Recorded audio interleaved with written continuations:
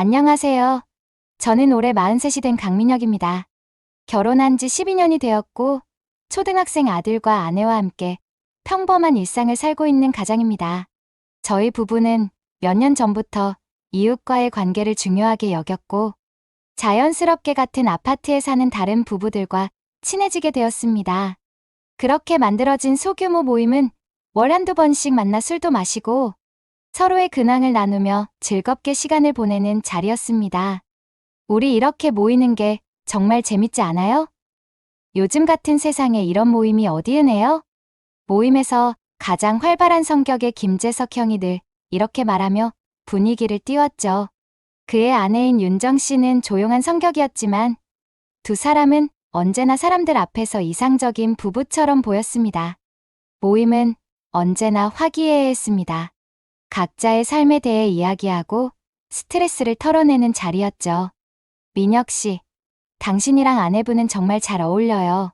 서로 다정하게 대하는 모습 보면 진짜 보기 좋아요. 한 번은 윤정 씨가 저희 부부를 보며 이렇게 말했을 때 저는 괜히 쑥스러워하며 웃었습니다. 아니에요. 저희도 싸울 땐 엄청 싸워요. 여기도 완벽하진 않죠. 하지만 사실 저희 부부는 요즘 약간의 권태기를 겪고 있었습니다. 12년이라는 시간 동안 서로에게 익숙해진 건 좋았지만 그만큼 설렘과 자극은 사라졌습니다. 아내도 같은 마음인지 때로는 모임에서 조금 더 적극적으로 다른 사람들과 어울리는 모습이 눈에 들어왔죠. 우리 다음엔 어디로 여행이라도 같이 가볼까요? 요즘 캠핑 같은 거 유행이던데. 모임은 단순한 술자리를 넘어서 점점 더 다양한 활동으로 확장되고 있었습니다. 그날도 어김없이 모임이 이어졌습니다. 술이 몇 잔 돌고 사람들의 목소리가 점점 커질 즈음 김재석 형이 갑자기 이런 말을 꺼냈습니다. 여기 모인 사람들끼리 진짜로 서로 다 믿는 사이잖아. 그치? 모두가 고개를 끄덕이며 웃었지만 재석 형의 말투는 어딘가 진지해 보였습니다. 그래서 말인데 내가 좀 황당한 얘기를 해볼까 해. 듣고 그냥 웃어넘겨도 좋아. 사람들은 술 기운에 재석 형의 말을 흥미롭게 들었습니다. 하지만 그가 이어서 꺼낸 말은 모두를 놀라게 했습니다. 우리끼리 한 번쯤 서로 아내를 교환하는 게 어떨까? 농담이 아니라 진지하게. 그의 말의 순간 방 안의 공기가 얼어붙는 것 같았습니다. 모두가 웃음기를 잃은 얼굴로 그를 바라봤죠. 누군가는 긴장한 듯 헛기침을 했고 저 역시 그 말을 듣고 어안이 벙벙했습니다. 재석 씨, 그게 무슨 소리예요? 가장 먼저 입을 연 건 제 아내였습니다. 그녀는 어이없다는 듯 웃었지만 동시에 그의 의도를 파악하려는 눈빛이었습니다. 재석 형은 쓴웃음을 지으며 말을 이었습니다. 그냥 우린 서로를 너무 잘 아니까 이런 것도 가능하지 않을까 해서. 요즘 이런 거 해보는 사람들도 많대. 물론 억지로 하자는 건 아니고 다들 진짜 싫으면 안 하면 되는 거고. 그 순간 방 안에 있던 사람들 사이에서 어색한 웃음이 터져 나왔습니다. 농담으로 받아들이려는 분위기였죠. 하지만 재석 형의 눈빛은 단순히 농담으로 끝낼 생각이 없다는 것을 암시하고 있었습니다. 그날 밤 집으로 돌아오는 길에 저는 아내에게 물었습니다. 아까 재석 형이 한 얘기 너 어떻게 생각했어? 아내는 한참을 망설이다가 대답했습니다. 솔직히 말하면 조금 이상하긴 했지. 근데 그 사람이 그렇게 말한 이유가 뭘까 궁금하긴 해. 너는? 저는 고개를 저으며 대답했습니다. 난 솔직히 좀 황당했어. 그런 생각을 어떻게 할 수가 있지? 하지만 속으로는 묘한 호기심이 생기는 것을 부정할 수 없었습니다. 그날 이후 모임의 분위기는 조금씩 달라지기 시작했습니다. 재석 형의 말이 사람들 사이에 묘한 긴장감을 만들어낸 것 같았습니다. 다음 모임에서는 분위기가 더욱 술렁였습니다. 모두가 여느 때와 마찬가지로 웃고 떠들었지만 저마다 속으로는 무언가를 생각하고 있는 듯 보였습니다. 그리고 그날 밤 재석 형은 다시 한번 그 제안을 꺼냈습니다. 지난번 얘기 다들 아직도 말이 안 된다고 생각해? 이번에는 그의 아내인 윤정 씨도 적극적으로 나섰습니다. 사실 우리 둘은 이미 이런 관계에 대해 이야기해봤어요. 솔직히 새로운 자극이 필요할 때도 있잖아요. 그녀의 말에 방아는 다시 한번 침묵에 휩싸였습니다. 우린 강요하지 않아.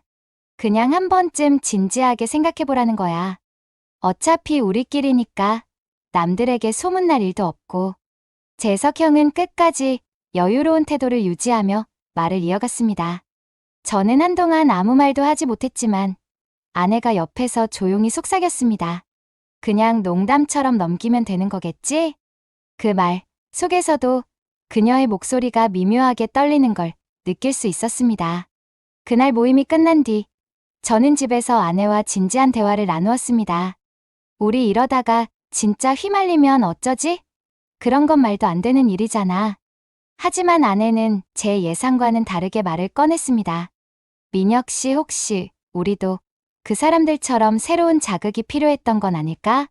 그 순간 저는 아내의 말을 듣고 큰 혼란에 빠졌습니다. 그녀는 말로는 조심스럽게 표현했지만 그 속에 담긴 의미는 결코 가볍지 않았습니다. 그리고 며칠 후 재석형으로부터 온 연락은 모든 것을 결정짓게 만들었습니다. 민혁아, 너희도 우리랑 진짜로 해보는 거 어때? 한 번이라도 경험해보면 생각이 달라질 거야. 그의 말에 저는 결국 아내와 함께 위험한 선택을 하기로 했습니다. 재석형의 제안 이후로 제 머릿속은 온통 그날의 대화로 가득했습니다. 그저 술자리의 농담처럼 넘길 수 있을 거라 생각했지만 시간이 지날수록 그 제안은 단순한 농담이 아니었다는 걸 깨닫게 됐습니다. 민혁아, 너희도 진짜 한번 생각해봐. 억지로 하라는 건 아니고 그냥 우리끼리 더 친해질 수 있는 기회라고 생각해. 며칠 후 재석형이 저에게 따로 연락을 해왔습니다. 그의 목소리는 평소와 같이 가볍고 여유로웠지만 그 속에 담긴 단호함을 느낄 수 있었습니다. 그는 한 가지 더 제안했습니다. 이번 주말에 다 같이 여행 가기로 했잖아. 그때 서로 좀 더 편하게 얘기해 보자고. 분위기 괜찮으면 그냥 자연스럽게 흘러가는 대로 두면 되고. 저는 그 통화를 마친 뒤 깊은 고민에 빠졌습니다. 아내와의 관계는 여전히 평온했지만 그 평온함 뒤에 감춰진 지루함과 단조로움이 우리를 갉아먹고 있다는 것도 부정할 수 없었습니다. 그날 밤 저는 아내에게 솔직히 털어놨습니다. 재석형이 이번 여행에서 그 얘기 다시 꺼낼 것 같아. 너는 어떻게 생각해? 아내는 한동안 아무 말도 하지 않더니 조용히 말했습니다. 솔직히 말하면 처음엔 말도 안 된다고 생각했는데 요즘 우리 너무 익숙해진 것 같긴 해. 그녀의 말은 제 가슴에 날카로운 바늘처럼 꽂혔습니다. 그 주말 우리는 계획대로 캠핑 여행을 떠났습니다. 2대의 차에 나눠 타고 재석형 부부, 그리고 우리 부부가 함께 이동하며 여행의 설렘을 나눴지만 그 이면에는 묘한 긴장감이 흘렀습니다. 캠핑장에 도착한 우리는 텐트를 설치하고 저녁 식사를 준비했습니다. 재석형은 평소처럼 분위기를 띄우며 사람들을 웃게 했고 그의 아내 윤정 씨 역시 한층 더 적극적으로 대화를 이끌었습니다. 우리 이렇게 모이면 항상 재밌지 않아요? 여기선 뭔가 일상에서 벗어난 기분이 들어서 더 자유로워지는 것 같아요. 윤정 씨의 말에 모두가 고개를 끄덕이며 동의했습니다. 술자리가 깊어지자 재석형은 결국 본론을 꺼냈습니다. 자, 이제 슬슬 진지하게 얘기해볼까? 지난번에 내가 한 얘기 다들 아직도 불편해? 사람들은 아무도 대답하지 않았습니다. 대신 서로의 얼굴만 살폈죠. 그 어색한 침묵을 깨는 건 윤정 씨였습니다. 사실 저희는 이미 해봤어요. 그리고 솔직히 말하면 저희 사이가 더 좋아졌어요. 새로운 자극도 생겼고요. 그녀의 말에 저는 충격을 받았습니다. 이미 해봤다고? 이건 단순한 제안이 아니었구나. 재석형은 계속해서 설득을 이어갔습니다. 우리끼리잖아. 다들 믿는 사이고 아무도 강요하지 않아. 그냥 서로 새로운 경험이라고 생각하면 돼. 그날 밤 재석형과 윤정 씨는 우리 부부에게 각자 말을 걸며 분위기를 풀었습니다. 민혁 씨, 한 번쯤 색다른 걸 해보는 것도 나쁘지 않아요. 윤정이랑 나도 처음엔 어색했는데 막상 하고 나니 오히려 더 서로에게 애틋해졌어요. 그의 말에 저는 아무 대답도 하지 못했습니다. 대신 아내의 반응을 살폈죠. 아내는 조용히 앉아 술잔만 만지작거리고 있었습니다. 잠시 후 윤정 씨가 아내에게 다가가 속삭이는 모습을 봤습니다. 두 사람은 조용히 대화를 나누다 고개를 끄덕였고 아내는 제게 다가와 말했습니다. 민혁 씨, 우리 한 번쯤 해보는 게 어떨까? 그냥 너무 깊게 생각하지 말고. 그 말을 듣는 순간 제 머릿속은 복잡해졌습니다. 아내의 말은 단순히 호기심일 수도 있었지만 그 속에 담긴 갈등과 고민이 느껴졌기 때문입니다. 결국 우리는 재석형 부부의 제안을 받아들이기로 했습니다. 밤이 깊어가고 분위기는 점점 더 진지해졌습니다. 술 기운이 돌면서 재석형은 자연스럽게 자리를 정리했고 우리는 서로 파트너를 바꿔 밤을 보내게 되었습니다. 민혁 씨, 너무 긴장하지 말아요. 그냥 편하게 생각해요. 윤정 씨는 부드러운 미소로 제게 다가왔습니다. 그녀의 태도는 놀라울 정도로 침착했고 저는 그저 그녀를 따라갔습니다. 그 첫 만남은 이상하게도 죄책감보다 호기심과 설렘으로 가득했습니다. 그녀와 대화를 나누며 저는 오히려 새로움을 느꼈습니다. 그녀는 제가 그동안 알지 못했던 감정들을 끌어내는 듯했습니다. 다음 날 아침, 저는 아내와 마주 앉아 있었습니다. 어색한 침묵이 흘렀지만 그녀는 평소처럼 제게 미소를 지어 보였습니다. 괜찮아? 어젯밤은 어땠어?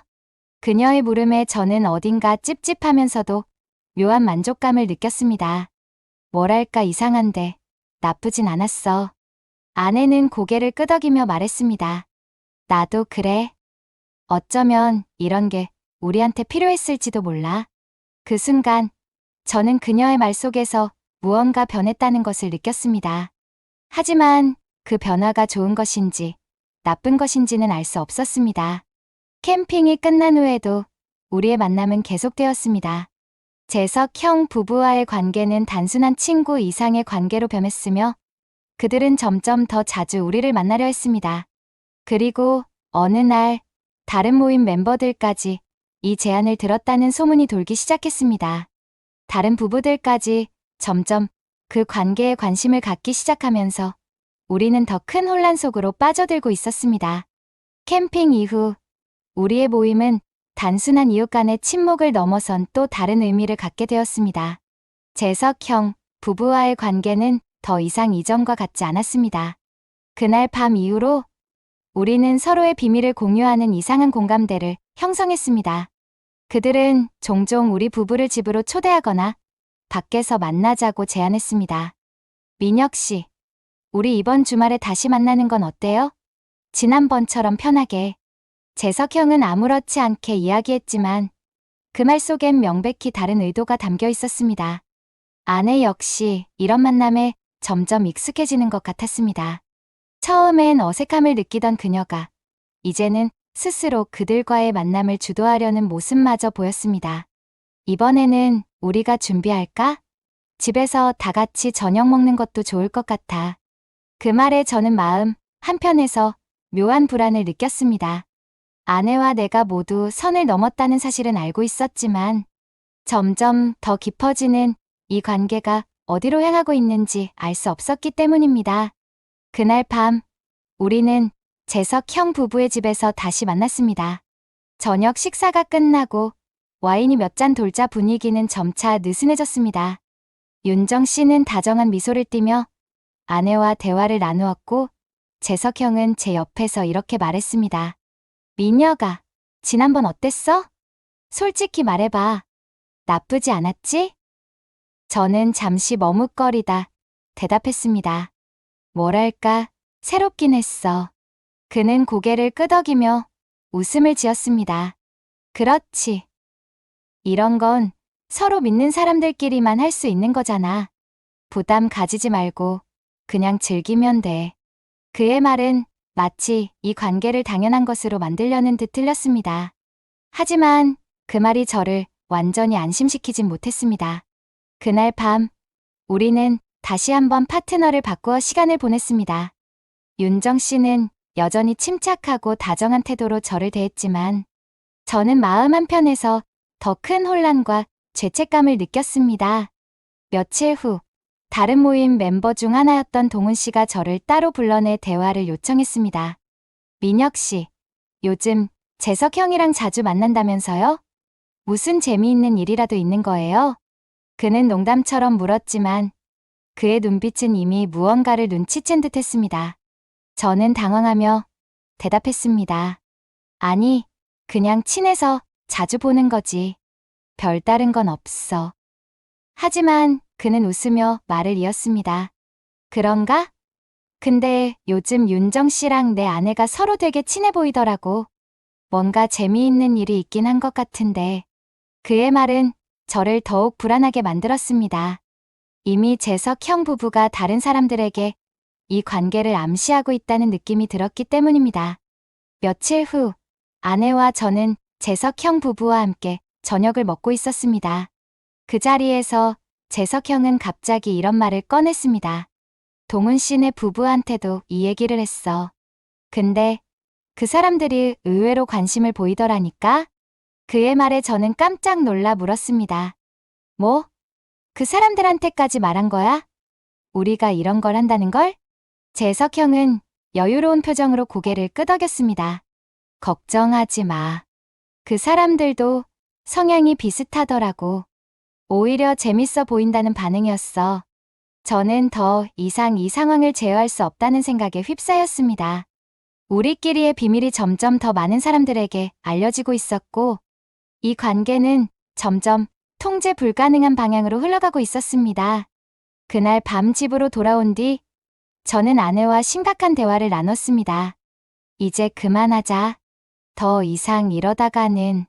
하지만 아내는 제 말을 막으며 대답했습니다. 왜? 이제 와서 멈추자는 거야?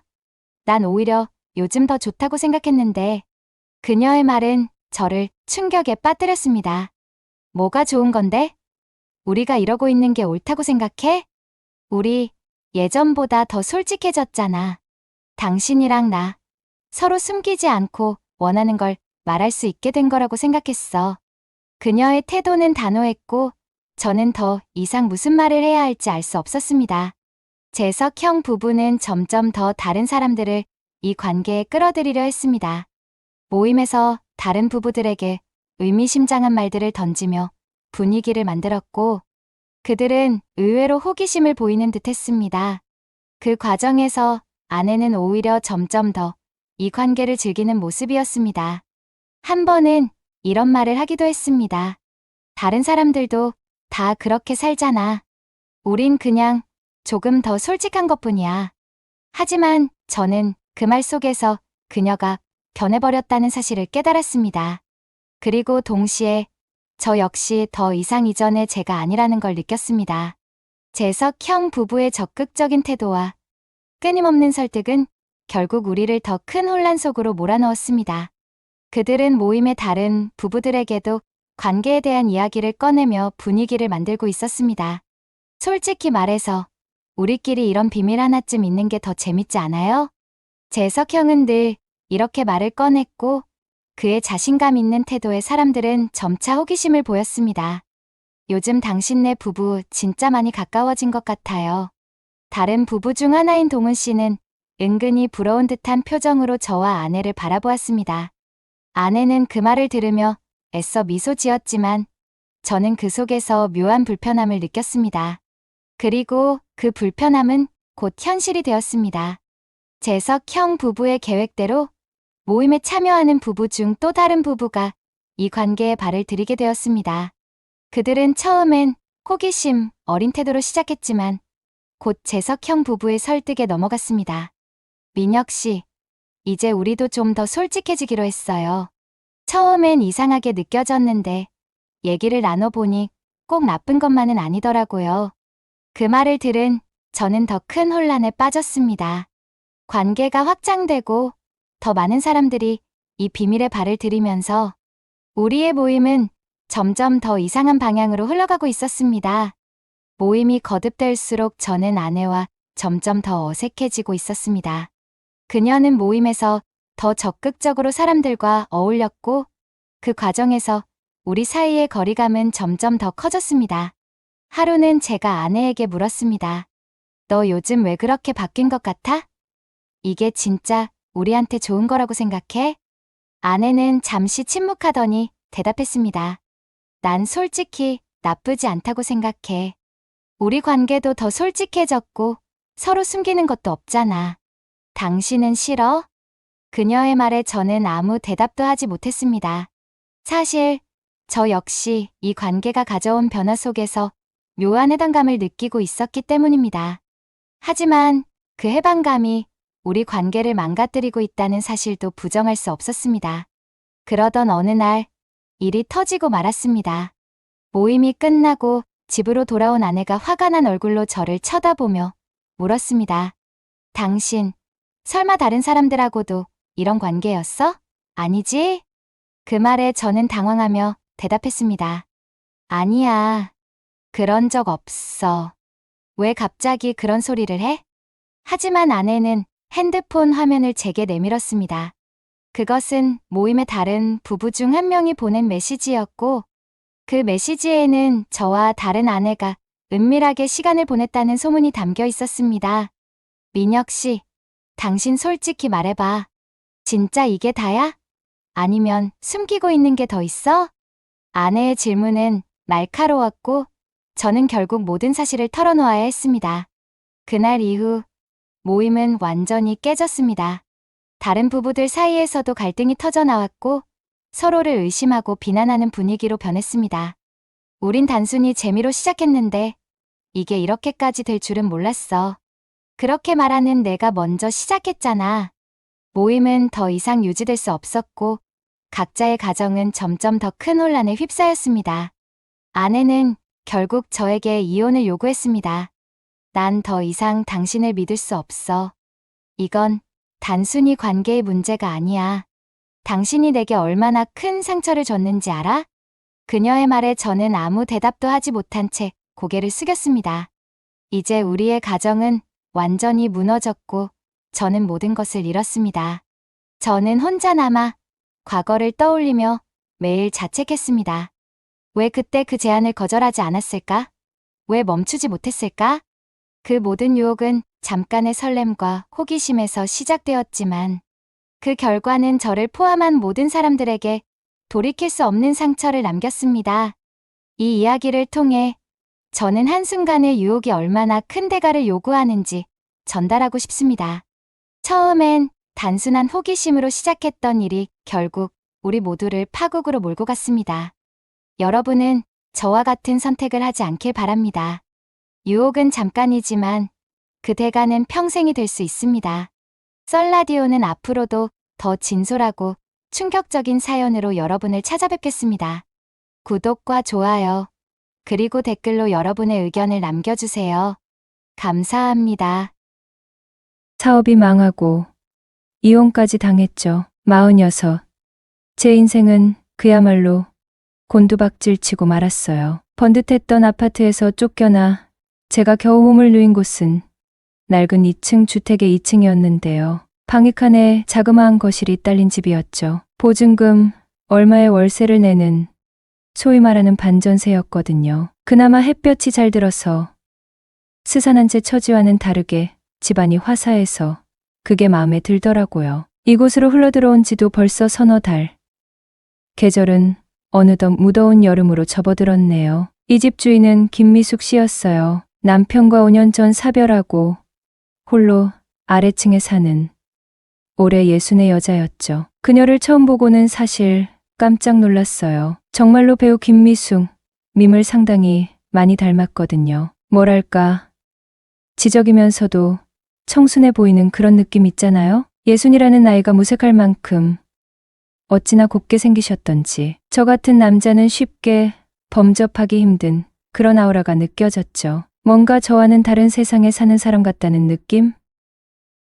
그래서 처음에는 사실 먼저 말 붙이기가 좀 그렇더라고요. 제 처지가 말이 아니잖아요. 사업 망하고 이혼까지 당해서 자존감은 바닥을 치고 있었으니까요. 그런데도 불구하고 남자라고 아무것도 가진 것 없는 빈털털이 신세면서도 그런 그녀를 보니 속절없이 설레고 여자 생각이 슬쩍 나더군요. 참 한심하기도 하고 우습기도 했죠. 아무튼 그런 주인 여자가 제가 처음 이사 오던 날 남루한 이삿짐과 함께 퀭한 제 몰골을 본 그녀는 대뜸 묻더라고요. 혹시 혼자 살아요? 그렇다고 답하자 그녀는 별말 없이 혀를 끌끌 차며 돌아섰어요. 그 후로 며칠 지나지 않아 그녀는 반찬 좀 했는데 너무 많이 했네라며 김치며 장조림 같은 밑반찬을 쭈뼛거리며 2층 제 집 문 앞에 놓고 가곤 했거든요. 호라비 사정과부가 안다고 했던가요? 그녀의 무심한 듯한 배려가 고마우면서도 저는 매번 민망하고 죄스러웠죠. 번번이 얻어먹기만 할 수는 없어서 하루는 작정하고 시장에 나가 오렌지 5,000원어치를 사다 그녀에게 건넸거든요. 아이고, 뭘 이런 걸 다 손사래를 치면서도 그녀의 입가에는 옅은 미소가 번지더군요. 그날 이후 저와 그녀 사이에는 어색하지만 희미한 인간적인 교류가 트이기 시작했네요.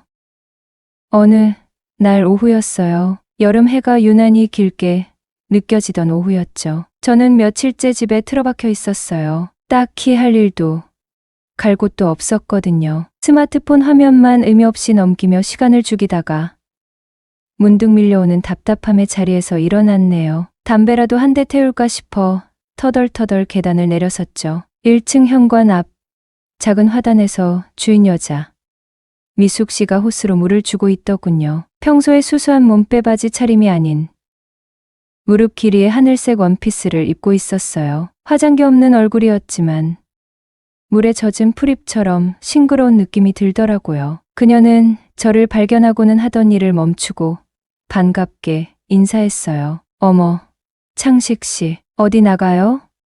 하고 그녀가 묻더군요. 아, 아니요. 그냥 답답해서 바람이라도 쐴까 하고요. 저는 어색하게 웃으며 뒷머리를 긁적였죠. 요즘 통 얼굴 보기가 힘드네. 집에만 있는 거 아니에요?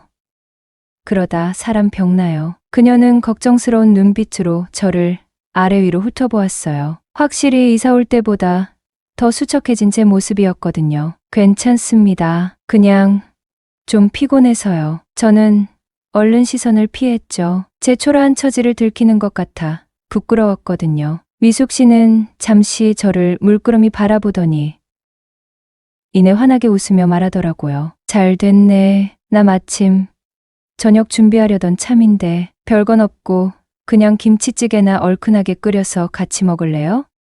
혼자 먹는 밥맛 없잖아요. 저랑요? 저는 당황해서 되물었죠. 밑반찬을 얻어먹는 것과 식사를 같이 하는 것은 전혀 다른 차원의 문제였거든요. 그럼 여기 창식 씨 말고 누가 있어? 호호. 부담스러우면 싫다고 해도 괜찮고 그녀는 장난기 섞인 말투로 덧붙이더군요. 아닙니다. 저야 감사하죠. 얻어먹기만 해서 죄송한데 뭘 그런 소릴. 이웃끼리 도우며 사는 거지. 얼른 가서 손만 씻고 내려와요. 금방 끓일 테니. 그녀는 제 어깨를 가볍게 툭 치고는 먼저 집 안으로 들어섰어요. 얼떨결에 남겨진 저는 잠시 멍하니 서 있다가 천천히 계단을 다시 올라갔네요. 예기치 않은 저녁 식사였죠. 찬물에 대충 세수를 하고 내려가니 미숙 씨의 집 안에서는 이미 구수한 김치찌개 냄새가 풍겨나오고 있었어요. 그녀의 집은 제가 처음 들어가 보는 것이었죠. 예순 과부가 혼자 사는 집이라고는 믿기지 않을 만큼 깔끔하고 아늑하게 정돈되어 있더라고요. 거실 한쪽 벽에는 빛바랜 흑백 결혼사진과 그녀의 남편으로 보이는 남자의 젊은 시절 사진들이 걸려 있었어요. 어휴, 남사스럽네. 혼자 살다 보니 집이 엉망이죠? 그녀는 멋쩍은 듯 웃으며 식탁으로 저를 안내했죠. 식탁 위에는 김이 모락모락 나는 김치찌개와 같이 밥, 그리고 제가 사다 준 오렌지로 만든 듯한 과일 샐러드와 몇 가지 밑반찬이 정갈하게 차려져 있더군요. 앉아요. 시장이 반찬이라고 배고팠을 텐데 많이 먹어요. 정말 감사합니다. 이렇게 신경 써 주시고 저는 진심으로 고마움을 표하며 자리에 앉았어요. 마주 앉자 식사를 시작했죠. 어색한 침묵이 잠시 흘렀지만 김치찌개의 칼칼하고 깊은 맛이 어색함을 녹여주더라고요. 정말 오랜만에 먹어보는 집밥다운 집밥이었거든요. 저는 허겁지겁 밥을 입으로 가져갔죠. 천천히 먹어요. 체하겠네. 미숙 씨는 그런 제 모습이 안쓰러우면서도 귀엽다는 듯 웃었어요. 날이 더워서인지 그녀가 입은 하늘색 원피스는 얇은 면 소재였어요. 목둘레가 살짝 파여 쇄골이 드러났고 팔을 움직일 때마다 소매 없는 디자인 아래로 맨살이 언뜻언뜻 보였죠. 평소에는 전혀 의식하지 못했던 부분이었거든요. 그런데 오늘따라 좁은 식탁에 마주 앉아 밥을 먹는 이 상황이 묘한 긴장감을 만들더라고요. 머릿속이 순간적으로 하얘지며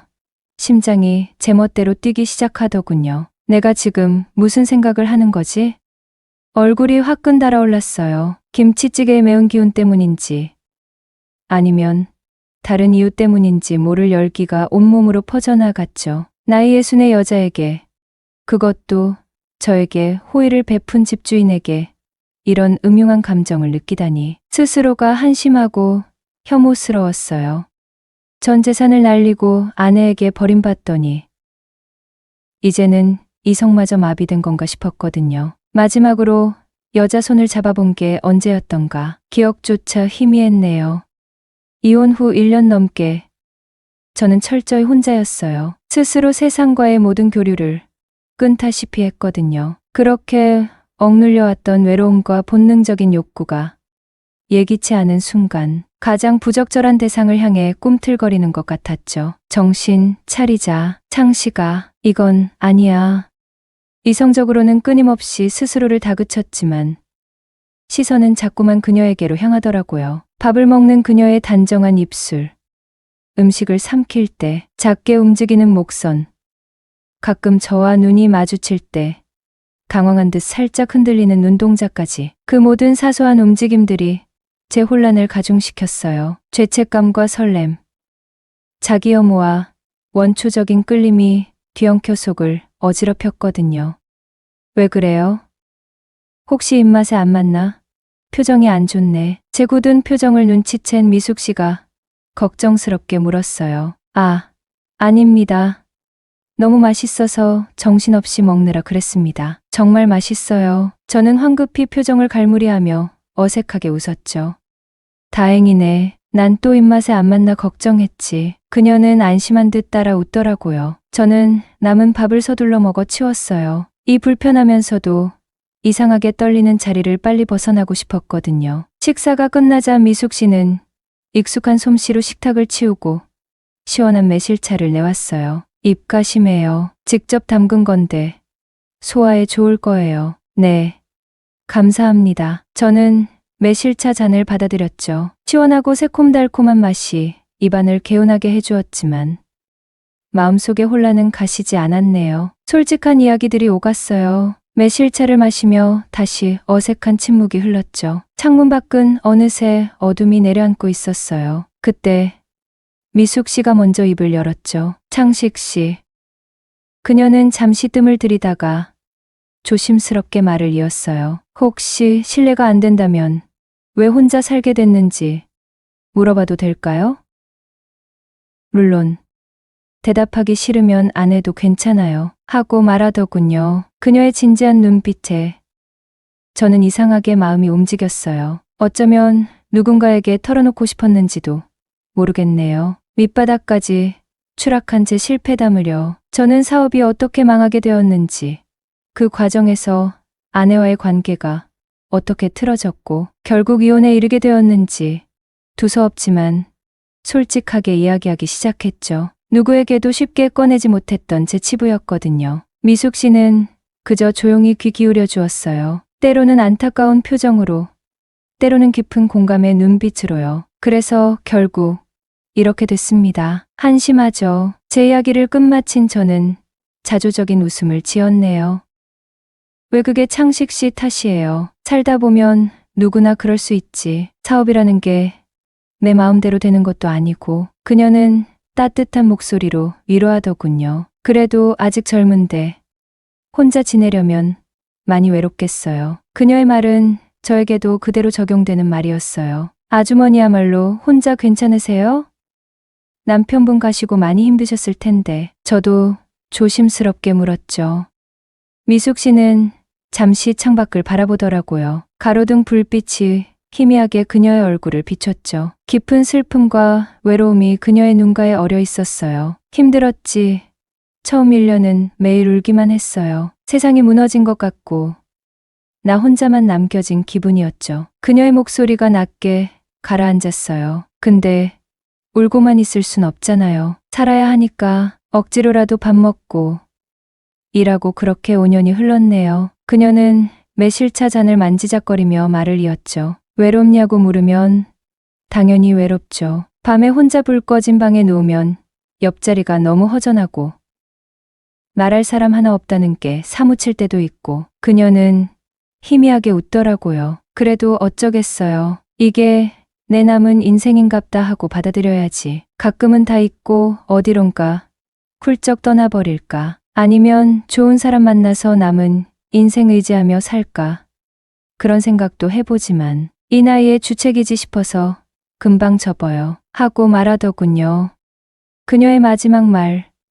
좋은 사람 만나서 남은 인생 의지하며 살까 하는 부분이 제 귓가에 유독 선명하게 맴돌았어요. 그것은 단순한 외로움의 토로를 넘어 어쩌면 새로운 시작에 대한 희미한 갈망처럼 들렸거든요. 저는 문득 깨달았죠. 제가 그녀에게 느끼는 이끌림이 단순히 육체적인 욕망이나 동정심 때문만은 아니라는 것을요. 사업 실패 후 돈만 보고 냉정하게 돌아선 전 아내와는 달리 남편의 빈자리를 지키며 꿋꿋하게 살아가는 그녀의 모습에서 어떤 강인함과 인간적인 매력을 느끼고 있었던 거죠. 얼굴에 새겨진 세월의 흔적조차도 그녀가 견뎌온 삶의 깊이를 보여주는 훈장처럼 느껴졌어요. 외적인 아름다움을 넘어선 사람, 그 자체의 끌림이었거든요. 어둠이 짙게 내려앉은 거실. 저희 두 사람 사이에는 더 이상 어색함 대신 미묘한 공감과 조심스러운 설렘이 감돌았네요. 저는 자리에서 일어섰어요. 늦었네요. 저녁 정말 잘 먹었습니다. 그리고 이야기 들어주셔서 감사합니다. 하고 인사했죠.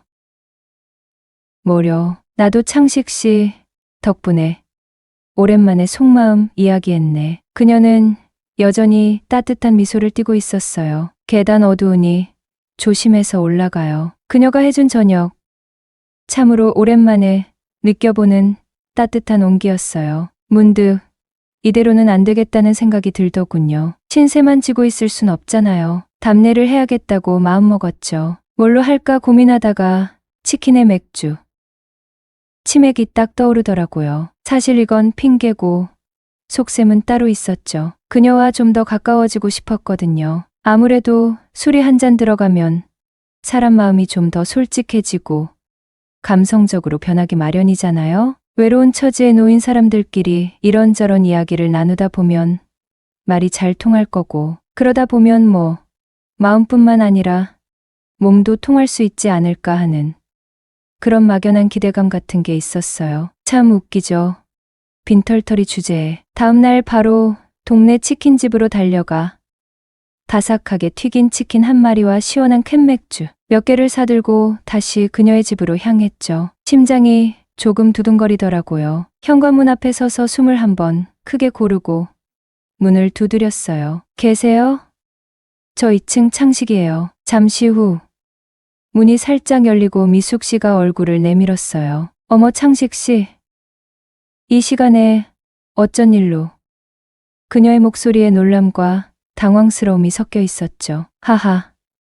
매번 얻어먹기만 해서요. 오늘은 제가 아주머니랑 시원하게 치맥 한잔하고 싶어서요. 괜찮으세요?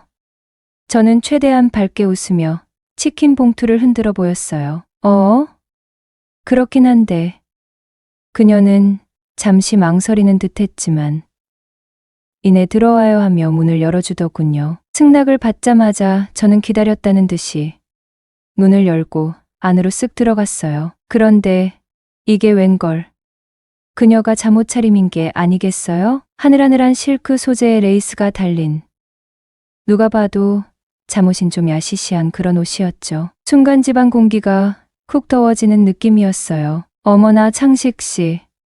이렇게 막무가내로 불쑥 들어오시면 어떡해요. 그녀가 소스라치게 놀라며 두 손으로 앞섭을 가리는데 얼굴이 홍당무처럼 시뻘개졌더라고요. 저 역시 순간 당황해서 민망했죠. 하지만 이 기회를 놓칠 순 없었어요. 저는 능글맞게 웃으며 말했죠. 아이고, 제가 잘못 들어왔나 봐요. 외나늘에서 내려온 선녀 한 분이 제 눈앞에 떡하니 서 계시네요. 제 농담에 그녀가 어이없다는 듯 피식 웃으며 말하더군요. 참나, 눈이 삐었나 봐요. 정말. 하지만 싫지 않은 눈치였어요. 그녀는 잠깐만 기다려요. 옷 좀 갈아입고 올게요. 하며 얼른 안방으로 쏙 들어가 버렸죠. 잠시 후 그녀가 다시 나왔는데 이게 또 제 심장을 뛰게 만들더라고요. 옷을 갈아입긴 했는데 좀 전에 잠옷만큼이나 얇고 몸매가 살짝 드러나는 그런 야시시한 느낌의 원피스를 입고 나온 게 아니겠어요? 속이 살짝 비치는 것 같기도 하고 그 순간 저는 확신을 가졌죠. 이건 분명 나한테 잘 보이고 싶다는 신호다. 여자로서 말이다. 그 생각이 드니 갑자기 온몸에 피가 확 도는 느낌이었어요. 그럼 나도 남자로 대해줘야 하는 거 아닌가?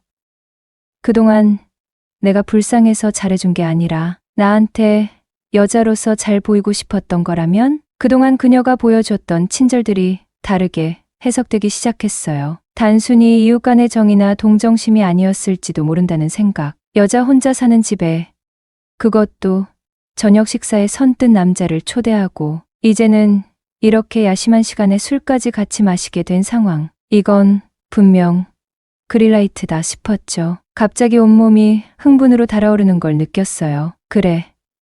오늘 내가 아주 혼쭐을 내줘야겠구먼. 그동안 남자가 많이 그리웠구나. 우리 미숙 씨. 속으로 이런 발칙한 생각을 했네요. 자자, 식기 전에 얼른 먹읍시다. 저는 아무렇지 않은 척 식탁에 치킨과 맥주를 세팅했어요. 짠! 맥주캔을 부딪히는 소리가 경쾌하게 울렸죠. 캬, 시원하다. 그녀가 맥주를 한 모금 마시고는 탄성을 질렀어요. 안 그래도 목이 텁텁해서 커피라도 한잔할까 했었는데 마침 창식 씨가 이렇게 딱 맞춰 술을 사들고 왔네요. 그러게요. 이게 바로 텔레파시라는 건가 봐요. 저도 맞장구를 쳤죠.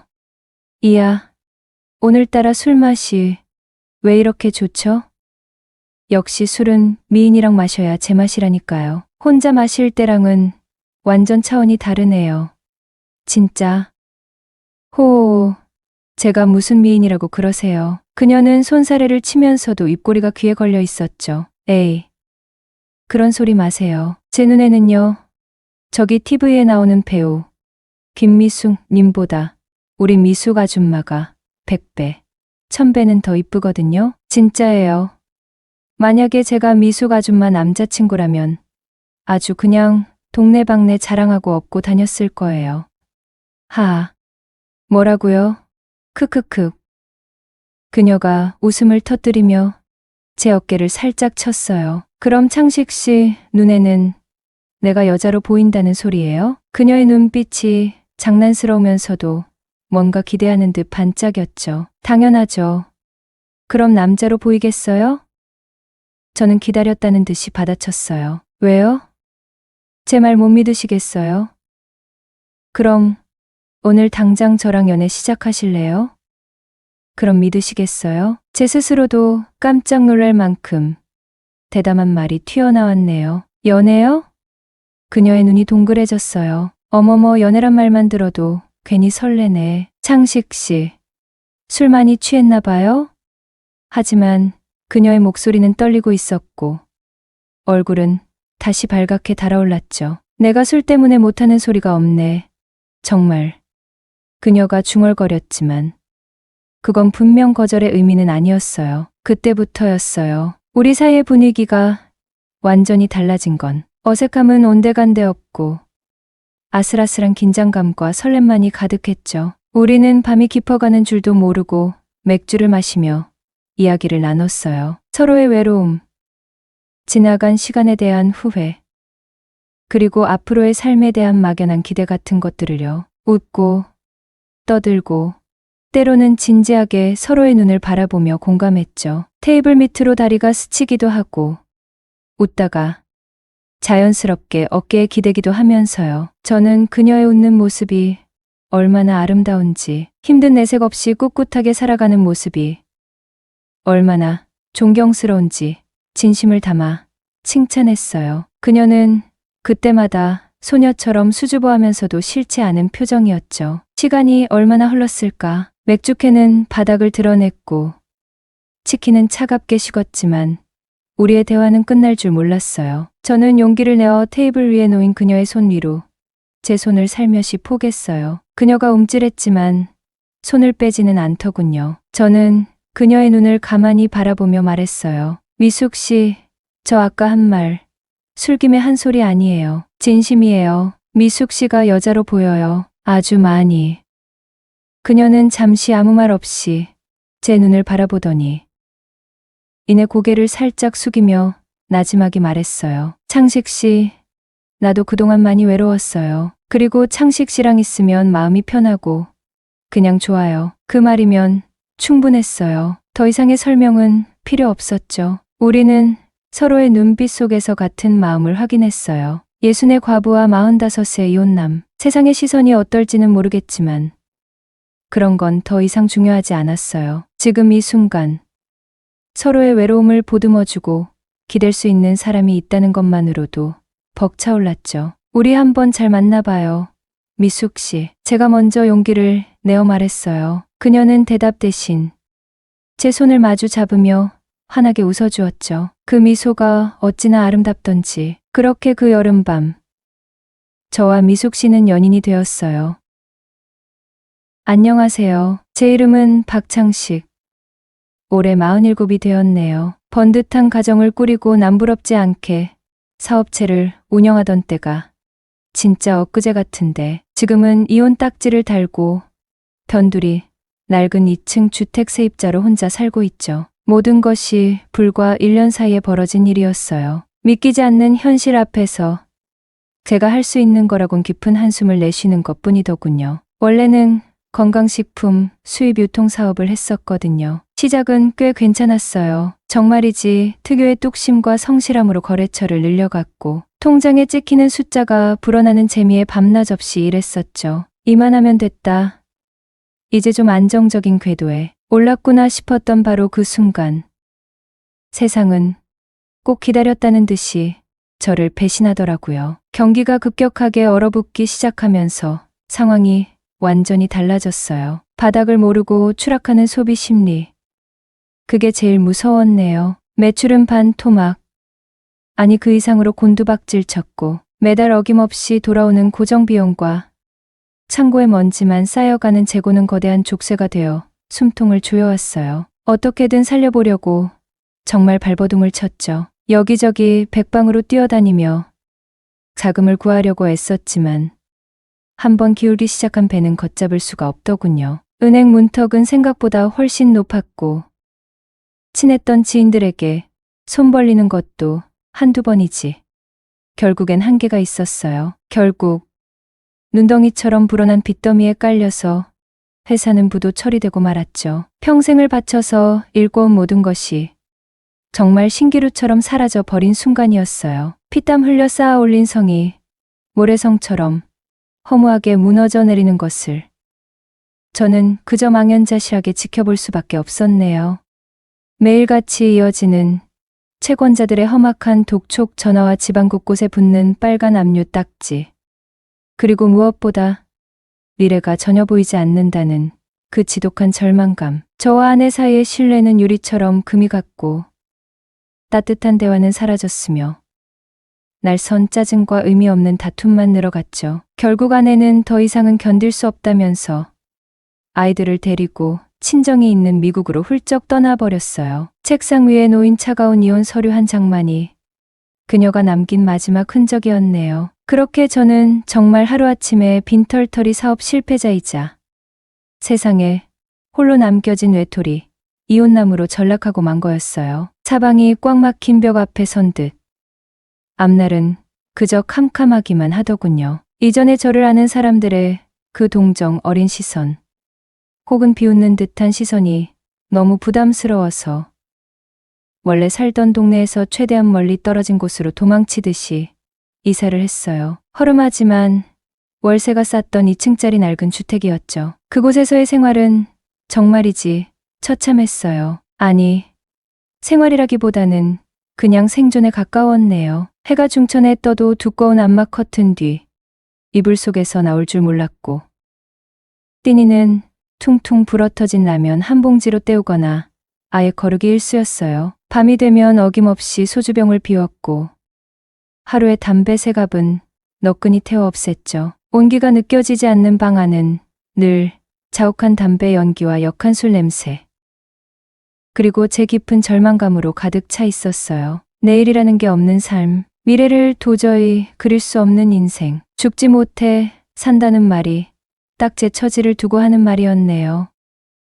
그렇게 몇 달을 정말 폐인처럼 지냈어요. 그러던 어느 날이었어요. 아주 작은, 하지만 제 메마른 가슴에 잔잔한 파문을 일으키는 변화의 바람이 불기 시작했거든요. 바로 이 집의 주인이자 1층에 사는 예순의 과부, 주인 여자였어요. 창식 씨, 밥은 잘 챙겨 먹고 다니는겨? 가끔 마주칠 때마다 툭 던지는 말이었죠. 아이고, 웬 담배를 그렇게 하루 종일 물고 있어? 그러다 골병 들어. 작작 좀 피워. 퉁명스러운 듯 했지만 걱정이 묻어나는 잔소리였어요. 처음에는 그저 귀찮은 참견이라고만 생각했어요. 혼자 있고 싶은 저를 자꾸 건드리는 것이 솔직히 좀 성가셨거든요. 그런데 참 이상하게도 그녀의 그 걱정, 어린 목소리와 투박하지만 정이 담긴 말투가 싫지만은 않더라고요. 아니, 오히려 꽁꽁 얼어붙었던 제 마음 한 구석을 따스하게 녹이는 듯한 느낌이었어요. 세상 모두가 저를 외면한 것 같았는데 누군가 저를 걱정해주고 있다는 그 사실 자체가 참 낯설면서도 큰 위안이 되었네요. 게다가 주인 여자는 예순이라는 나이가 잘 믿기지 않을 만큼 곱고 단아한 미인이었어요. 세월의 흔적이 담긴 주름마저도 어딘가 모르게 우아하게 느껴질 정도였죠. 늙으나 젊으나 예쁜 여자에게 끌리는 건 어쩔 수 없는 남자의 본능인 걸까요? 잿빛으로 가득했던 제 일상의 그녀라는 존재가 희미하게 남아 색깔을 더하기 시작했어요. 어둡고 긴 터널 속에서 한 줄기 빛을 발견한 기분이었죠. 한번 다시 살아볼까? 문득 그런 생각이 들었어요. 그녀를 위해서, 아니 어쩌면 저 자신을 위해서 말이죠. 그녀를 생각하면 잠 못 이루는 밤이 점점 늘어갔어요.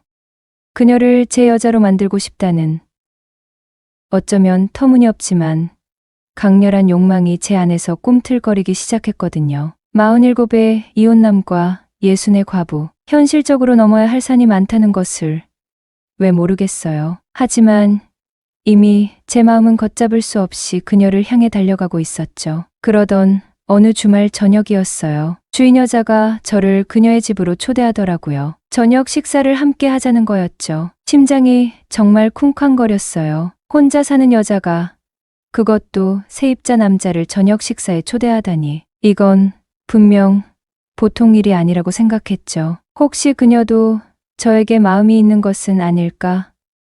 김칫국부터 마시는 것일 수도 있지만 기대감에 가슴이 한껏 부풀어 올랐어요. 그날 밤 미숙 씨는 평소와는 다른 조금은 신경 쓴 듯한 옷차림으로 저를 맞이했어요. 은은한 화장과 단정한 블라우스는 그녀를 더욱 아름답게 보이게 하더군요. 그녀가 정성껏 차려준 정갈한 음식들을 마주하고 앉아 이런저런 이야기를 나누는 동안 저는 확신했어요. 그녀 역시 제게 어느 정도 호감이 있다는 것을요. 그녀의 눈빛, 잔잔한 미소, 작은 몸짓 하나하나가 마치 저를 조심스럽게 유혹하는 것처럼 느껴졌거든요. 그래, 인생은 타이밍이지. 속으로 그렇게 되뇌었네요. 다음날 저녁, 저는 퇴근길에 치킨 한 마리와 시원한 캔맥주 몇 개를 사들고 곧장 1층으로 향했어요. 미리 연락도 하지 않은 불쑥 방문이었지만 미숙 씨는 조금 놀란 기색이었지만 이내 저를 반갑게 맞아주었죠. 어색한 침묵이 잠시 흘렀고 저는 용기를 내어 입을 열었어요. 미숙 씨, 저랑 한번 만나보실래요? 제 돌직구 같은 고백에 그녀의 얼굴에 당혹감이 스치는 게 보였어요. 잠시 망설이던 그녀가 조심스럽게 입을 열더군요. 창식 씨, 우리 나이 차이도 그렇고 또 제가 집주인이고 창식 씨는 세입자잖아요. 만약 만나다가 잘못되기라도 하면 어쩌려고 그래요?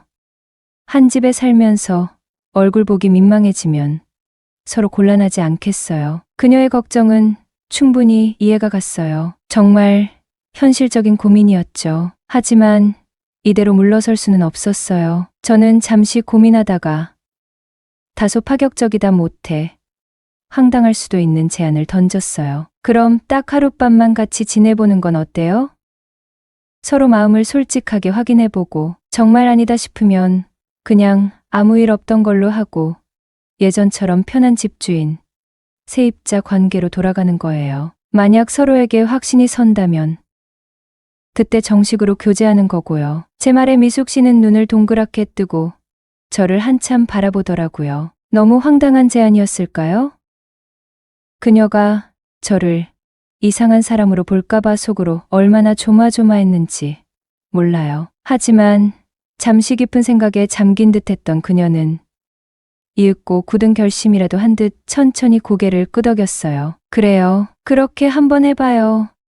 그 순간 우리 사이를 가로막고 있던 모든 망설임과 불안감은 봄날 눈 녹듯이 스르르 사라졌어요. 서로의 지독한 외로움을 너무나 잘 알고 있었기에 서로에게 기댈 곳이 절실히 필요했기에 우리는 마치 자석의 달은 극처럼 서로에게 강하게 끌리고 있었던 거죠. 여자가 필요했던 47의 이혼남과 남자가 그리웠을 60의 과부. 우리는 그날 밤 서로의 아픈 상처를 조심스럽게 보듬고 사무치는 외로움을 나누며 뜨겁게 서로를 원했어요. 단순히 육체적인 관계, 그 이상이었네요. 마치 서로의 영혼이 깊은 곳에서 교감하는 듯한 충만함. 오랜 가뭄 끝에 단비가 내리듯 바싹 메말랐던 제 감정이 촉촉하게 젖어드는 것을 느꼈어요. 더 이상의 구차한 설명이나 확인은 필요 없었죠. 우리는 그 하룻밤 만에 서로의 마음을 분명하게 확인했어요.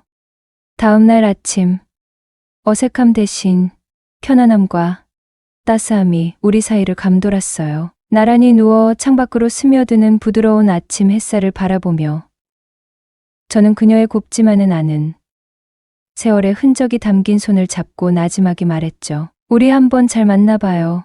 미숙 씨. 그녀는 대답 대신 제 손을 마주 잡으며 세상에서 가장 아름다운 미소를 지어 보였어요. 그 환한 미소 하나로 충분했네요. 우리의 관계에 대한 모든 불안과 의심이 한순간에 사라지는 마법 같은 순간이었어요. 60의 과부와 47의 이혼남. 그렇게 그 여름밤 저와 미숙 씨는 연인이 되었어요. 완전히 멈춰있던 것만 같았던 제 인생의 시계가. 그리고 어쩌면 그녀의 시간도 다시 째깍거리며 흐르기 시작한 거죠. 앞으로 우리 앞에 어떤 날들이 펼쳐질지는 아무도 모르지만요. 또 다른 시련이 닥칠 수도 있고 예기치 못한 어려움에 부딪힐 수도 있겠죠. 하지만 분명한 것은 이제 더 이상 혼자가 아니라는 사실이었어요. 그녀와 함께라면 그 어떤 어려움도 씩씩하게 헤쳐나갈 수 있을 것만 같은 근거 없는 자신감이 샘솟더군요. 지독하게 길고 무더웠던 그 여름밤이 제 인생에 다시는 없을지도 모를 설렘과 희망으로 가득 채워지고 있었네요. 온통 잿빛이었던 제 세상이 그녀라는 존재로 인해 서서히 총천연색으로 물들어가는 기분. 그래요. 다시 한번 제대로 살아보는 거예요. 그녀와 함께 말이에요.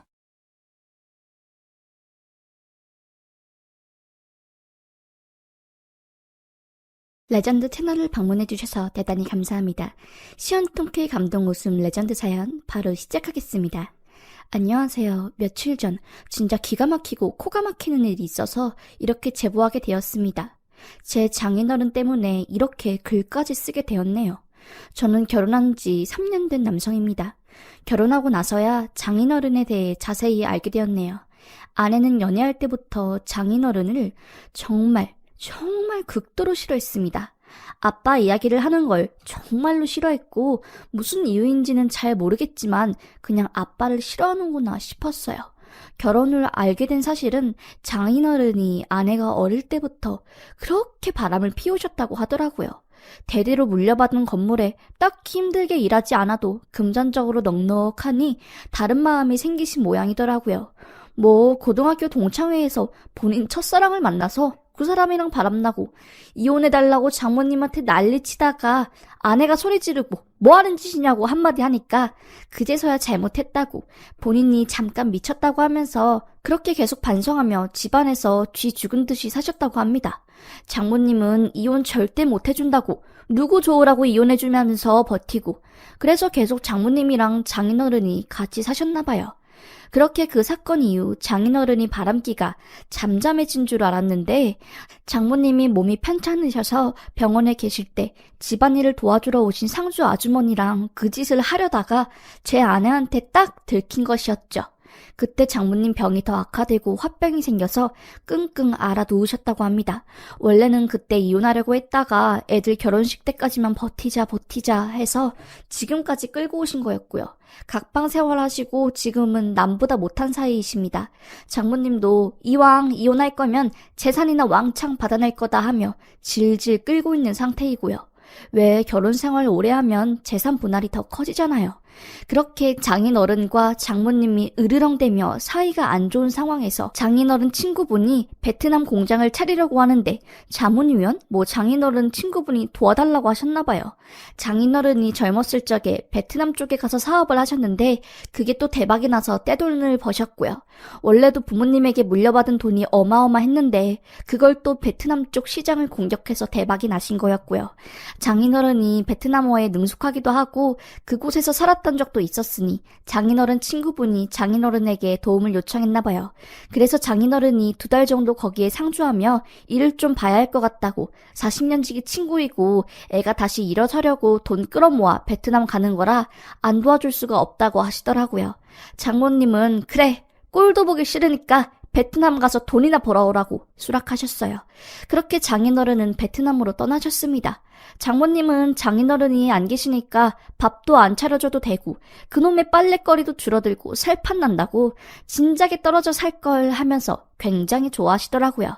그렇게 장인어른이 베트남으로 떠나신 지 한 일주일 정도 되었을 때 제가 충남으로 외근을 가게 되었습니다.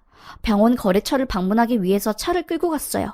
충남에 도착해서 병원으로 가는데 신호가 걸렸습니다. 차를 세우고 기다리고 있는데 제 두 눈을 의심했습니다. 장인어른이 앞에서 걸어오시고 계시는 거였습니다. 베트남에 가신다고 했던 장인어른이 충남의 한 아파트 앞 거리에서 혼자가 아니라 웬 아줌마랑 함께 허리를 두르고 엄청 다정하게 걷는 거였습니다. 저는 제가 잘못 본 줄 알고 눈을 몇 번이나 비비고 다시 봤는데도 정말 장인어른이 맞았습니다. 이 사실을 장모님한테 말해야 하나? 아내한테 말해야 하나? 혼란스러웠습니다. 일단 핸드폰으로 사진을 찍고 병원으로 향했지요. 다시 한번 보며 장인어른이 맞는지 확인하기 위해서요. 그런데 걸음걸이가 장인어른 특유의 팔자 걸음걸이가 너무 똑같았습니다. 그냥 솔직히 의심할 것도 없이 장인어른이었습니다. 진짜 저는 너무 황당스러웠고 장인어른이 설마 베트남 간다 하시고 충남에서 두 집 살림하시는 건가? 감히 하면 안 되는 별의별 생각이 다 들었지만 일단 저는 병원으로 외근 가서 장비 설명드리고 일을 했습니다. 조금 일찍 일이 끝나서 5시쯤 서울로 다시 출발하게 되었습니다. 서울로 출발하기 전 충남에서 유명하다는 빵집에서 빵을 사서 아내를 주기 위해 빵집을 향했습니다. 빵집에 도착해서 앞 주차장에 차를 대고 빵집에 들어가려고 하는데 그 안에 장인어른이 계신 겁니다. 저는 너무 깜짝 놀라서 얼굴을 손으로 가리고 다시 차 안으로 들어가 숨었습니다. 그냥 본능적으로 들키면 안 되겠다 라는 생각이 들었나 봐요. 빵을 한아름 사서 나오는 장인어른 옆에는 오전에 본 아줌마와는 다른 아줌마가 계셨습니다. 한 번도 제 앞에서 환히 웃은 적이 없는 장인어른이었는데 아줌마 옆에 계신 장인어른은 정말 입이 찢어질 듯이 한박 웃음을 지으며 행복하게 웃고 계시더라고요.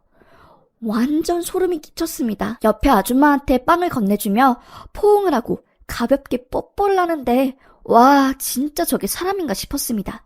아무리 장인어른이지만 같은 남자로서 이건 아니다 생각이 들었지요. 하루에 2여자 그리고 장모님을 속이다니.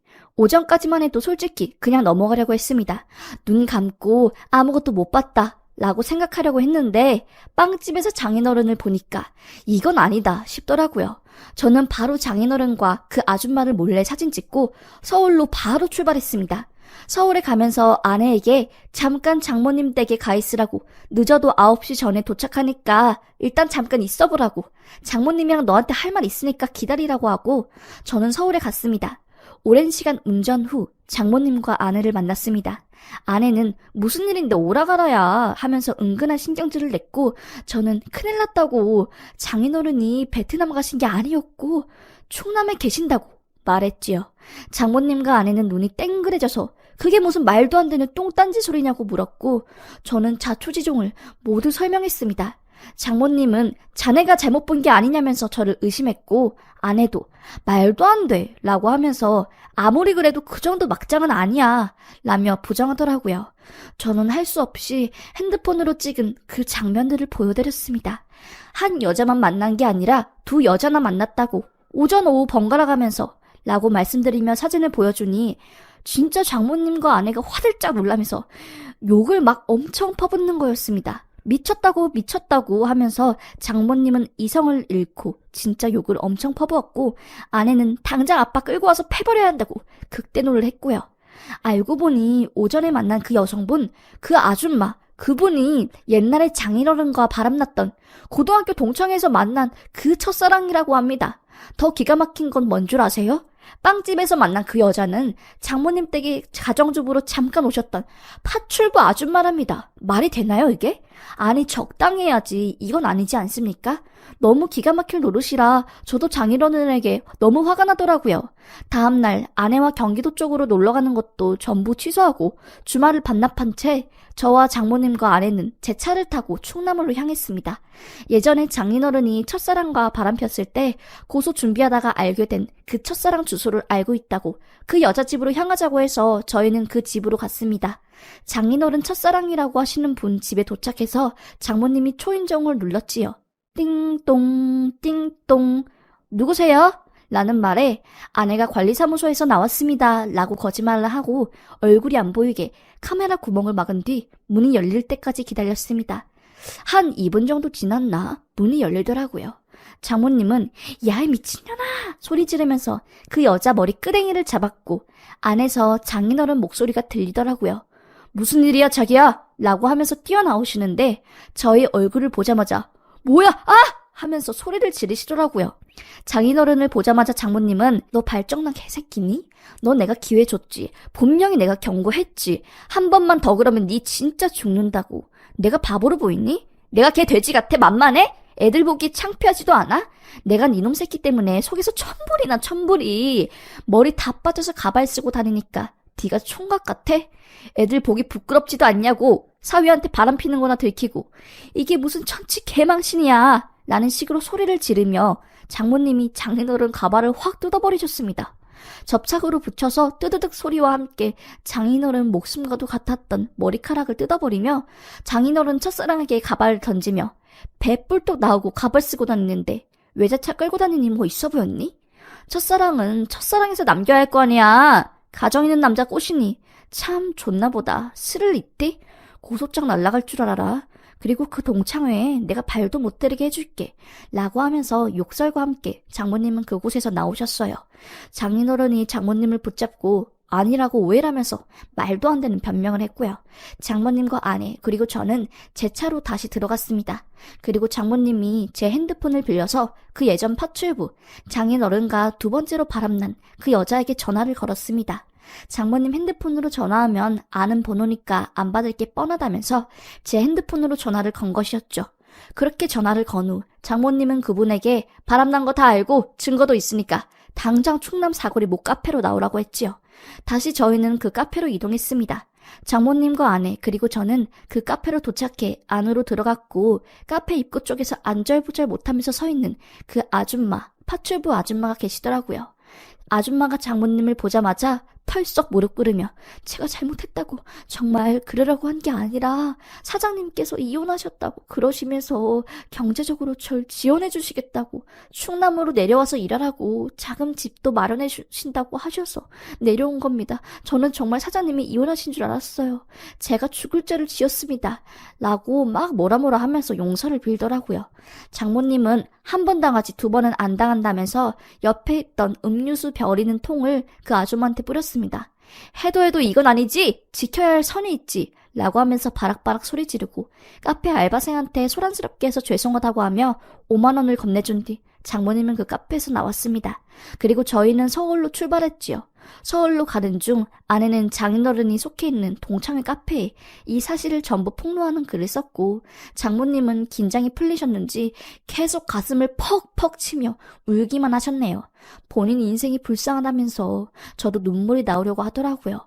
그렇게 장모님은 집 비밀번호를 바꾸고 바로 이혼 소송에 들어가셨습니다. 처음에 바람 폈을 때 다시 바람 필 시 재산을 모두 본인 명의로 돌린다. 변호사 앞에서 공증받은 무슨 각서를 쓰셨다는데 그거와 함께 이혼 소송을 벌이셨죠. 그리고 장인어른은 한 번만 용서해달라면서 장모님 댁에 찾아와 무릎 꿇고 말도 안 되는 쇼를 하셨습니다. 보다 못한 제가 장인어른을 말렸네요. 그리고 장모님은 그 여성분들에게 가차없이 바로 상간녀 소송을 진행했고요. 그렇게 결국 장인어른과 장모님은 이혼을 하기 위해서 법적 절차를 밟고 있습니다.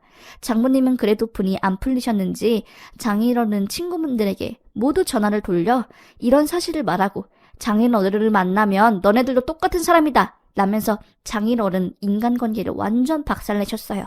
그리고 파출부 아줌마가 계셨던 업체에 전화해서 당신네 업체에 있던 아줌마 때문에 가정이 박살났다면서 이 사실을 말했고, 그 업계에 아줌마가 2번 다시 발 못 들게 해놨습니다.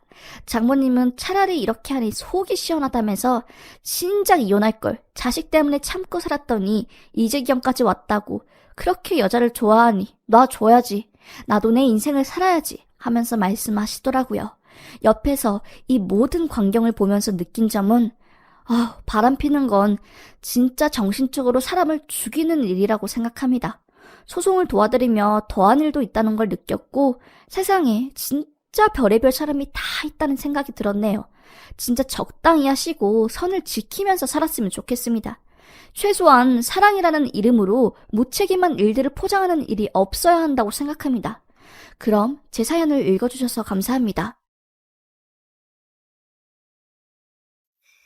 어서 오세요. 반갑습니다. 안녕하세요.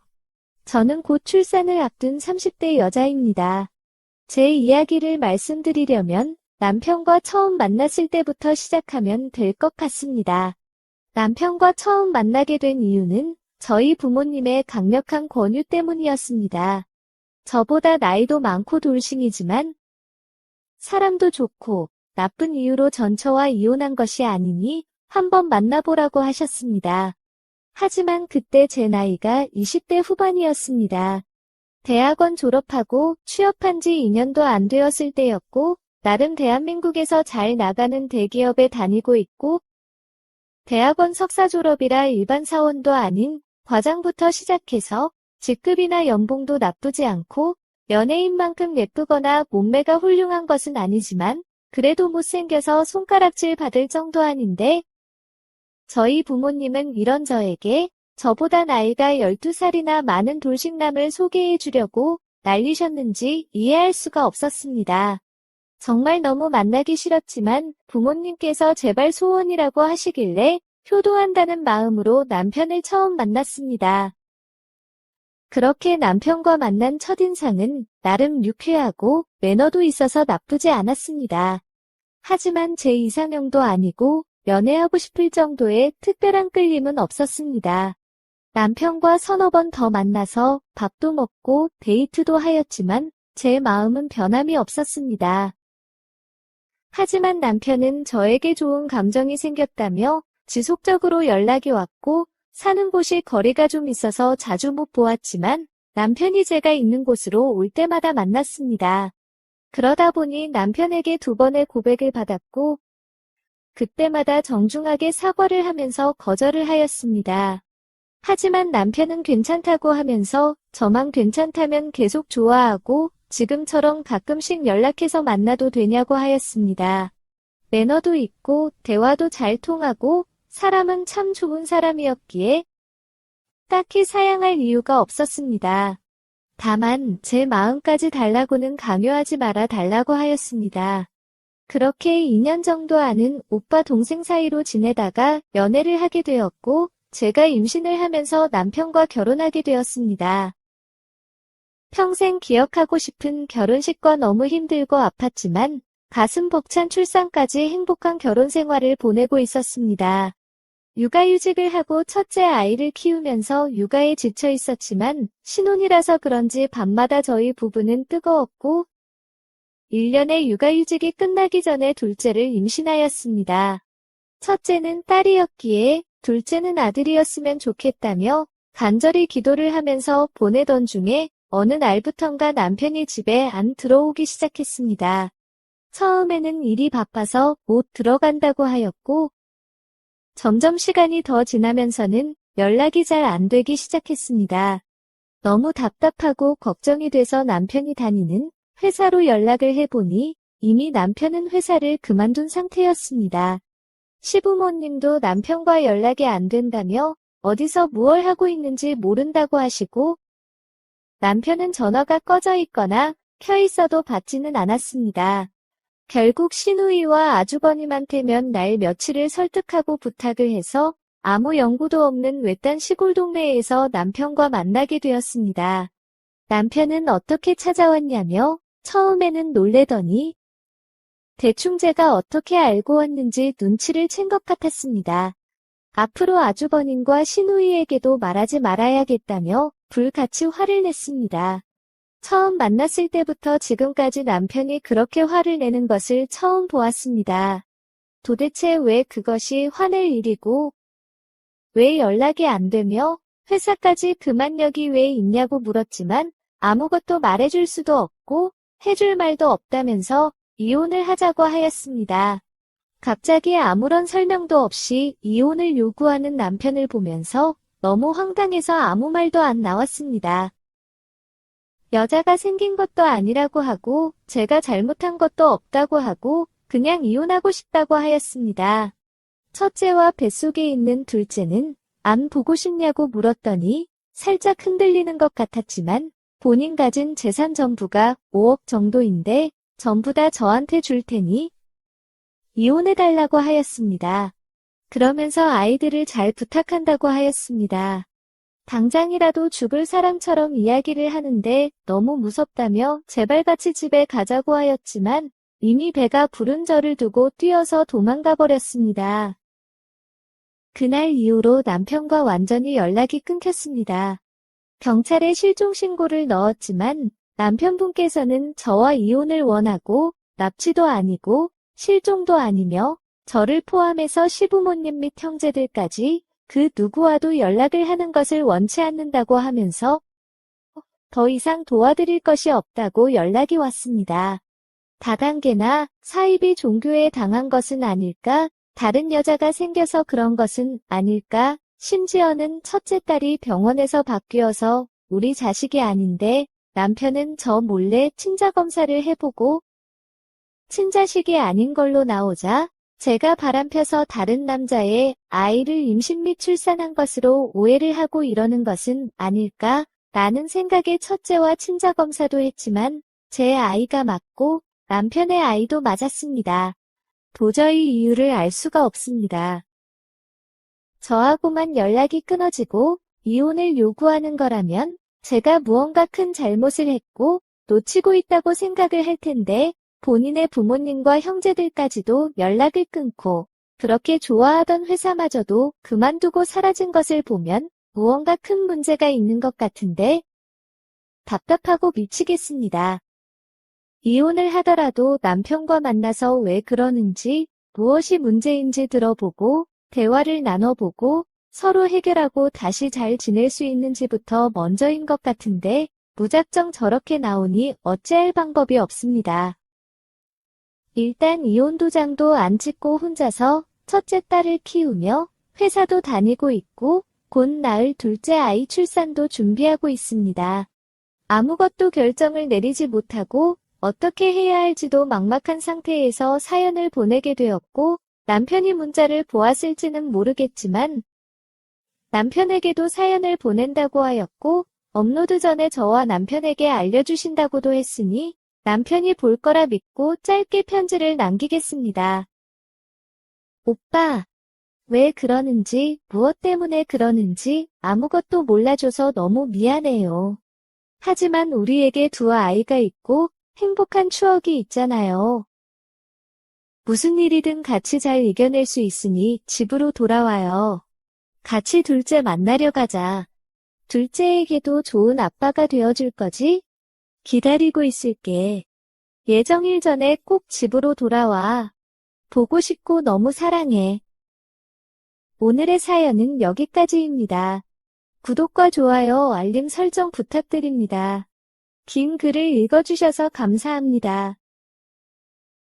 구독과 좋아요 꾹꾹 눌러주세요. 꾹꾹. 알림 설정도 꾹꾹 눌러주세요.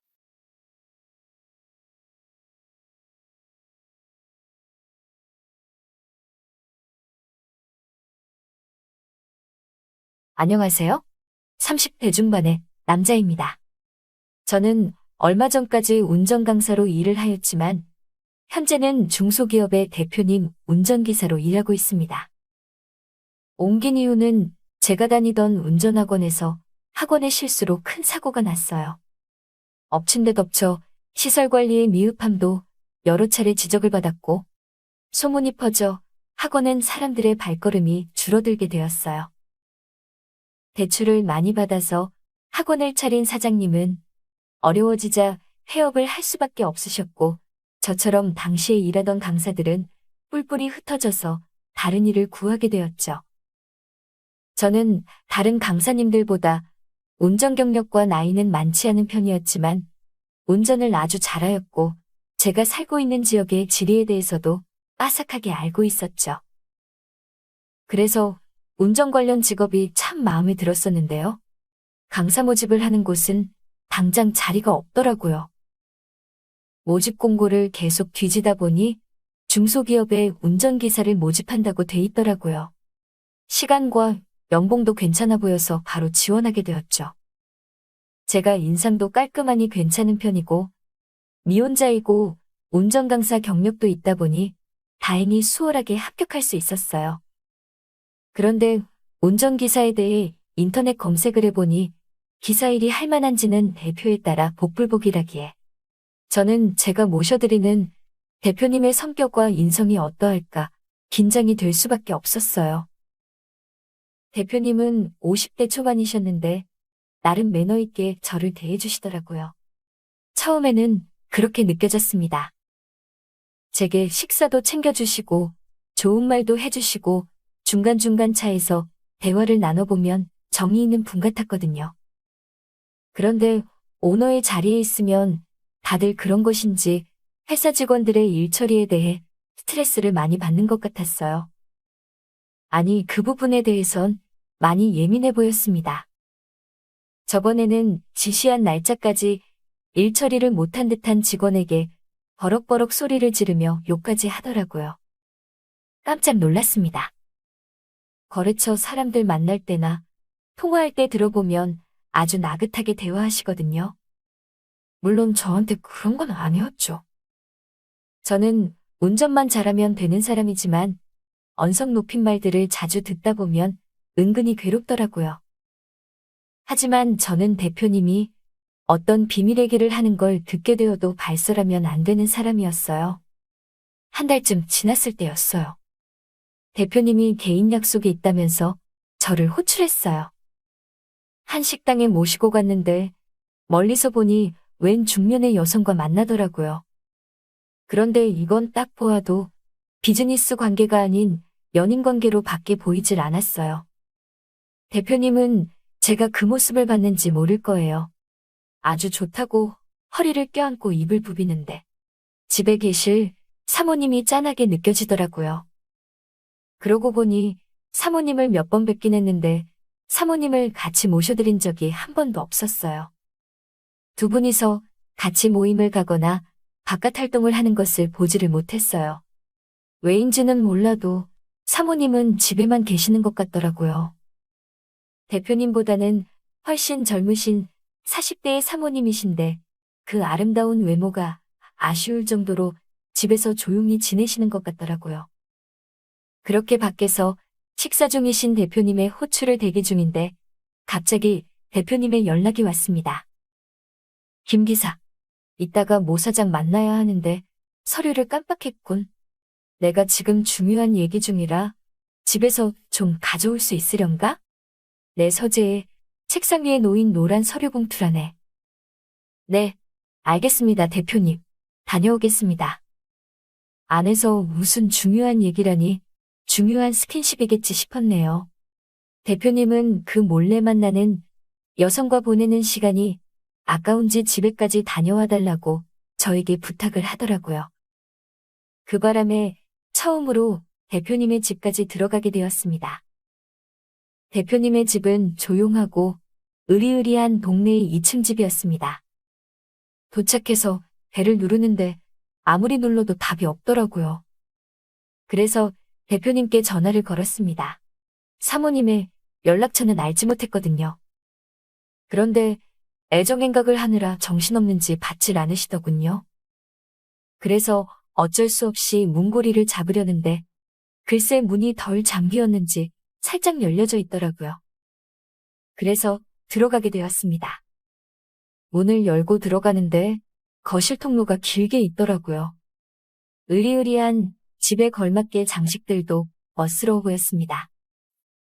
사모님, 계세요? 김 기사 들어갑니다.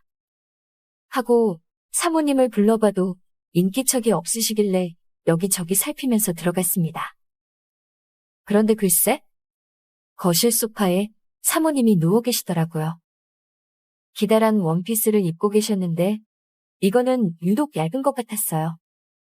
다시 보니 이건 밖에서 입고 돌아다니면 안 될 듯한 의상이더라고요. 거기다 누가 있는지도 모르게 편히 주무시는 사모님의 다리맵시가 보이는데 저도 모르게 침을 꼴딱 삼키게 되었습니다. 인기척이 느껴졌는지 사모님이 벌떡 일어나셨고 저는 대표님의 지시로 서류를 챙겨오게 되었다고 벨을 눌러도 안 열리기에 들어왔다고 말씀드렸어요. 사모님은 그러냐면서 서재실을 안내해줬습니다. 서류를 챙겨서 나오는데 거실에 계신 사모님이 화들짝 놀라면서 가디건을 걸치고 오시더라고요. 본인도 그 시간에 누가 올지 몰랐나 보더라고요. 죄송해요, 김 기사님. 제가 누가 올지 모르고 옷을 대충 입고 있었네요. 괜찮습니다, 사모님. 못 봤습니다. 다 봤으면서 예의상 그렇게 말했어요. 그렇게 조용히 침묵이 흘렀고 저는 대표님께 몇 시까지 가야 되는지 물어보기 위해 전화를 걸었는데 대표님은 조금 더 늦어질 것 같다면서 식사를 하고 이따 연락 올 때까지 기다리라는 것이었습니다. 왜요? 남편이 늦는데요? 네. 생각보다 늦는다고 식사를 하고 오시라네요. 그래요? 그럼 여기서 먹고 가요. 사모님은 통화 내용을 들으시더니 같이 식사를 하고 전화 올 때까지 기다리라고 하셨어요. 식탁에 앉아 음식을 기다리고 있는데 앞치마를 맨 사모님이 손님 대접하듯 열심히 음식을 챙겨주시는 모습을 보니 더욱 아름답더라고요. 그러면 안 되지 하면서도 자꾸만 탐이 났습니다. 맛이 있으련가 모르겠네. 마침 이모님이 오늘 휴무셔서 제가 오랜만에 차리는 거거든요. 아, 그래도 맛있습니다. 사모님, 요리 잘 하시는데요? 칭찬해줘서 고마워요. 얼마 만에 받는 칭찬인 줄 몰라요. 소녀같이 웃는 사모님이었어요. 그 시간에 그녀의 남편이란 사람은 바람을 피우는 중인데 남편 직원이라고 손님 대접하는 사모님이 고맙고 짠하더라고요. 저는 속으로 당신 남편이 지금 바람이 났다고 말해주고 싶었어요. 계속 꾹꾹 참다가 저도 모르게 터트려버렸지요. 사모님이 너무 아깝고 안타까워요. 사실 지금 대표님은 다른 여성과 몰래 만나고 계십니다. 사모님은 한동안 말씀이 없으셨어요. 그러더니 예상했던 거라며 별로 놀랍지 않다고 하더라고요. 저는 그런 사모님이 더 안쓰러워서 말했습니다. 사모님, 집에만 계시지 말고 사모님도 밖에 나가서 즐겁게 보내세요. 저는 그의 손 안에 있어요. 그 사람은 제가 친구를 만나는 것도 반기지 않지요. 그래서 늘 집에만 있네요. 그 말을 듣자 대표님에 대해 화가 났어요. 그럼 사모님, 제가 틈날 때마다 집으로 자주 오겠습니다. 특별한 친구예요, 우리? 어머, 김 기사님. 사모님, 이제 제가 달래줄게요. 그렇게 말을 끝내고 우리는 서로를 애틋하게 바라보았고 안쓰럽고 사랑스러운 그녀에게 저는 입을 맞추었어요. 한껏 달아오른 저는 더욱더 그녀에게 다가갔고 사모님과 대표님 둘만의 방인 그곳에서 저와 사모님은 뜨거운 온기로 사랑을 속삭였어요. 처음에는 걱정하던 사모님도 젊고 매력적인 저에게 매료되었는지 날마다 시간이 날 때마다 저를 집으로 초대하였고 저는 강력한 무기로 그녀를 달래주었습니다. 그 이후로 대표님을 모시고 운전을 할 때면 저는 속으로 와이프 단속 못한 바보 영감이라고 그를 비웃습니다.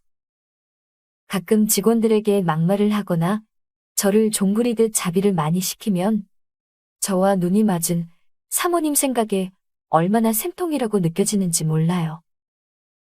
그 덕분에 저도 돈 많은 사모님 만나서 사랑도 나누고 용돈도 받고 제 인생이 조금 윤택해진 것 같아요. 그녀를 사랑하는 건지 단순히 대표님 것을 뺏고 싶은 거인지 저도 잘 모르겠어요. 일단은 조금 더 만나보고 답을 찾아보려 해요. 어쨌든 지금 이 순간을 즐기고 싶은 저이니까요.